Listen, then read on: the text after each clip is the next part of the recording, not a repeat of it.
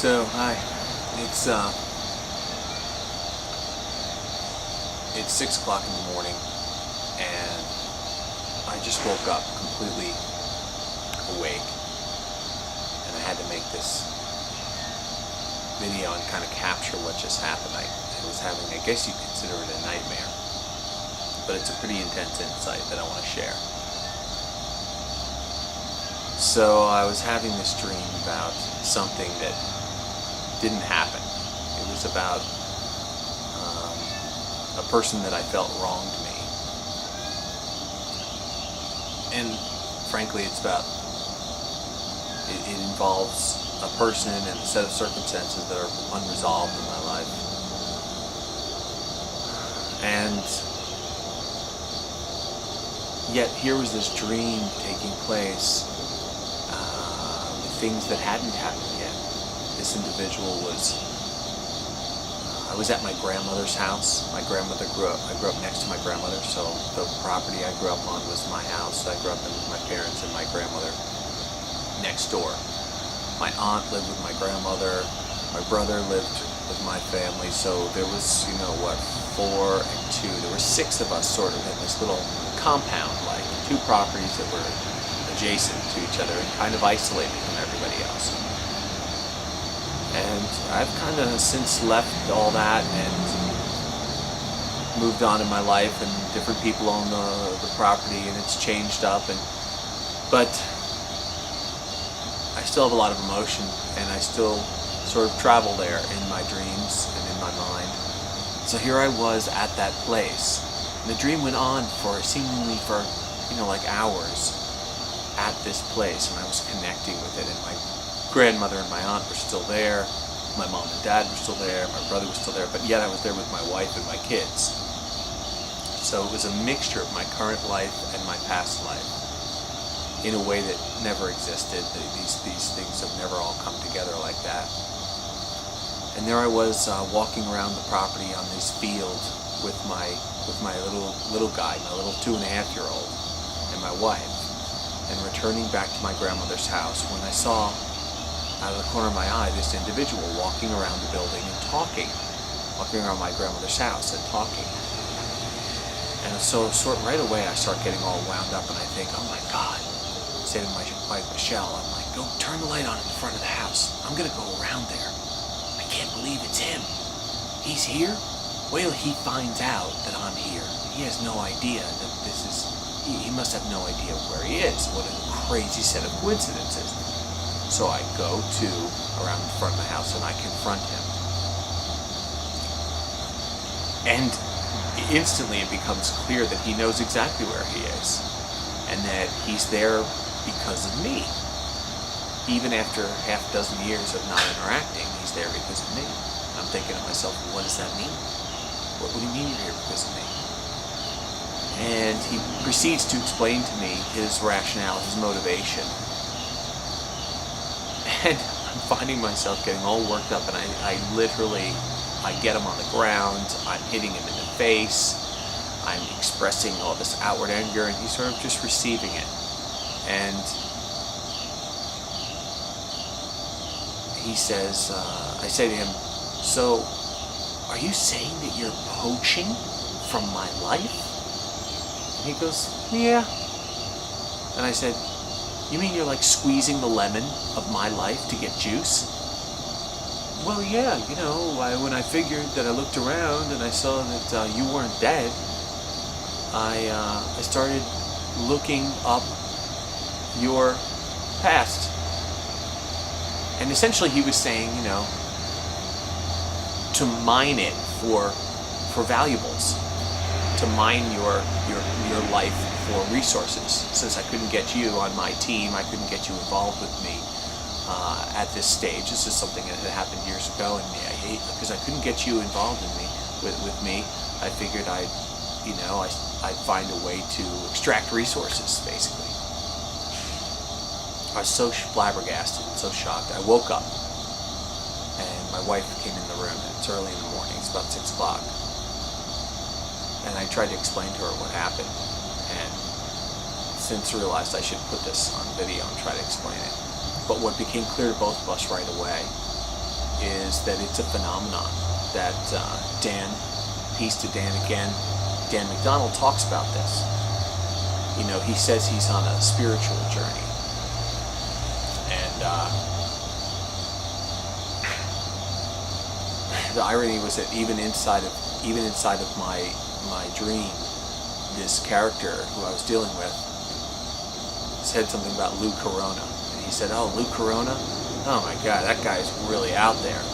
But yet there he was, searching him out, looking at his material because of trying to mine valuables through me.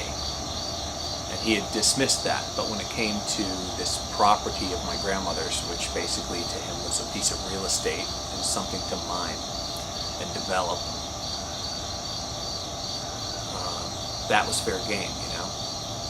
So Dan talks about this idea that the real thing that's going on is that when you start releasing all these deep-seated gunk, chemicals, all that, toxins, residuals that are inside of us, with it comes emotion. And so I just experienced the most profound demonstration to me, real world, more than a demonstration, I just experienced a profound example of it. It actually just occurred to me, where this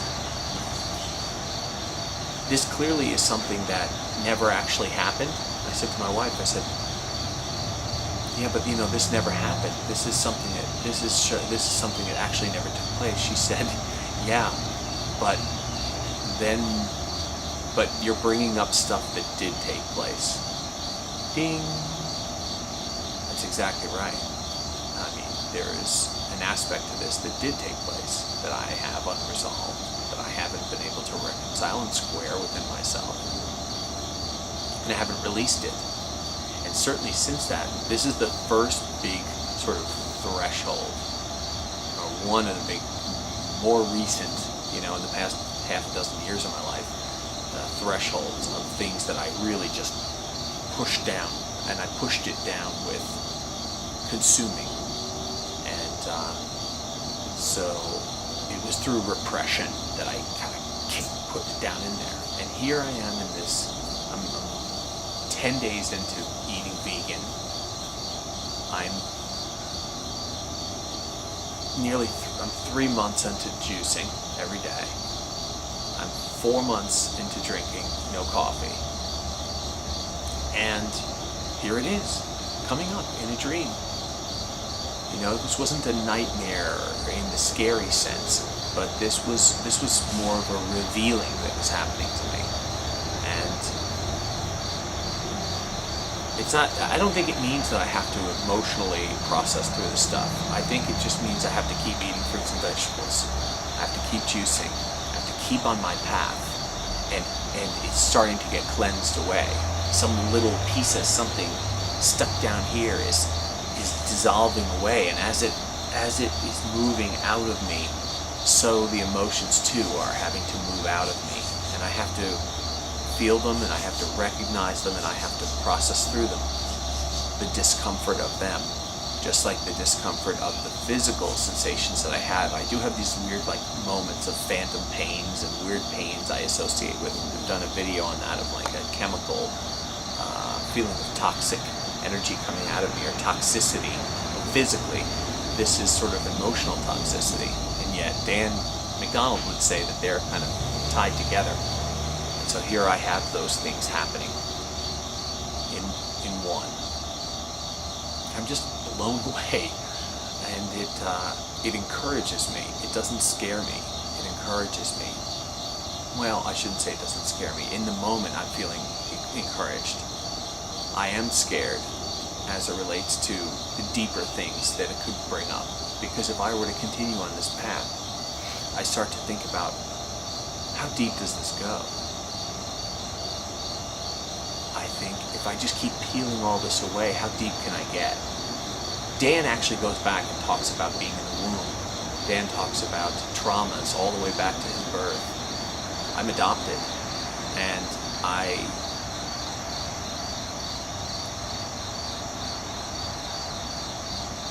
can't even imagine right now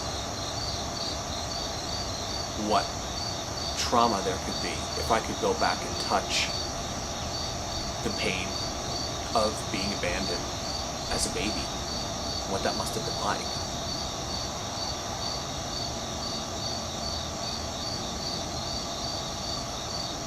I don't know. But I'm going to find out. Because I'm not changing my path. I'm sticking with this. Right now it's a year. I've done 10 days, like a week and a half out of 52 weeks.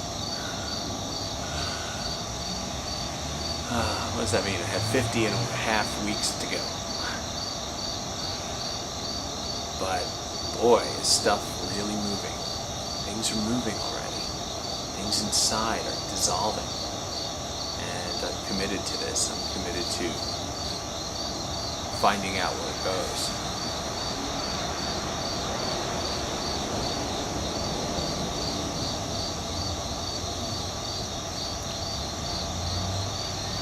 Anyways, now I'm gonna go make a pile of juices for the day. I'm fully awake at 6 in the morning. Normally I don't get up quite this early, but I had a busy night, it turns out. And some beautiful dreaming and beautiful imagery and beautiful emotion around my family and my childhood before this villain was kind of introduced.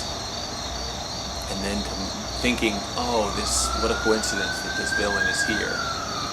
And then to my surprise to know that he was there to mine resources from me. It really shocked me. But it makes sense to me now. And it's clearly about deep-seated emotions getting released and being processed out of me. Blockages are leaving my body, emotional, physical, and energy is starting to flow. And this is what Dan talks about, and it's happening to me. See, I've got this energy flowing through me now. And I'm so grateful to Dan McDonald. Again, thank you, Dan, because you're a guide. Otherwise, I'd be, first of all, too afraid to talk about this because I wouldn't understand what was happening to me. And secondly, I don't know if I'd have the courage to go forward, because by you providing a bit of a roadmap of what to expect, I don't feel like a freak right now. I feel instead that I'm on the right path. This is what's supposed to happen. And I'm committed. I am committed to stay on my path.